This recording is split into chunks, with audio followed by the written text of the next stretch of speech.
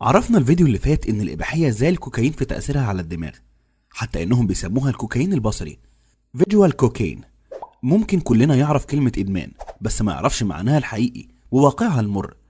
الادمان هو ان المدمن يفقد سيطرته على نفسه وتضعف ارادته قدام ماده بيتعاطاها او سلوك سيء بيمارسه ويكرره، ورغم ندمه في كل مره بيقع فيها ورغم علمه ان الحاجه دي بتدمره بيرجع تاني ويكرر نفس الفعل.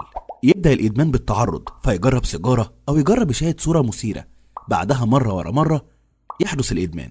بسببه يلغي واجباته ويأجل التزاماته تجاه ربه ونفسه والناس اللي بيحبوه، ومع الوقت تقل اللذة اللي كان بيشعر بيها في الأول، فيزيد من عدد ساعات المشاهدة ونوعية المشاهد، فممكن يبدأ يشاهد حاجات لا يمكن كان يقبلها زمان، ده كله عشان يحس بنفس إحساس أول مرة. ومع الوقت يبدأ دماغه يتغير ويقبل الشذوذ ويقبل الاغتصاب والتحرش ويقبل حتى زنا المحارم كمان، وممكن في النهاية يحاول يجرب ويقع في علاقات محرمة تقضي على أحلامه ويتسبب في كوارث لنفسه ولغيره. في شيء أيضا بيعمله الإدمان، وهو إن المدمن لو بطل بتحصل له أعراض اسمها أعراض الانسحاب، ودي ممكن تكون سبب في رجوع المدمن مرة تانية لنفس سلوكه لو معرفش كيفية التعامل، ودي هنتكلم عنها في فيديو تاني. ده هو معنى الإدمان باختصار، مفيش عاقل يتمنى إنه يقع فيه لأنه زي ما شفتم فخ مخيف. بعد ما عرفنا الإدمان، إزاي يقدر إدمان الإباحية يخطف دماغنا ويسبب لنا الإدمان؟ الإدمان ينطوي على جزئين من الدماغ، العاطفي والعقلاني.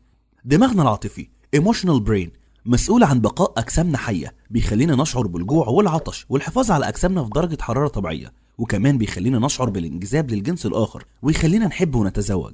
دماغنا العاطفي بقى بيخلينا نريد ما نعتقد إننا نحتاجه، وبعد كده بيكافئنا بمشاعر اللذة عشان نكرر الأفعال دي من خلال دائرة المكافأة بإفراز مواد كيميائية تشعرنا بتلك اللذة. بس عنده نقطة ضعف كبيرة، انه ما يعرفش الصواب من الخطأ.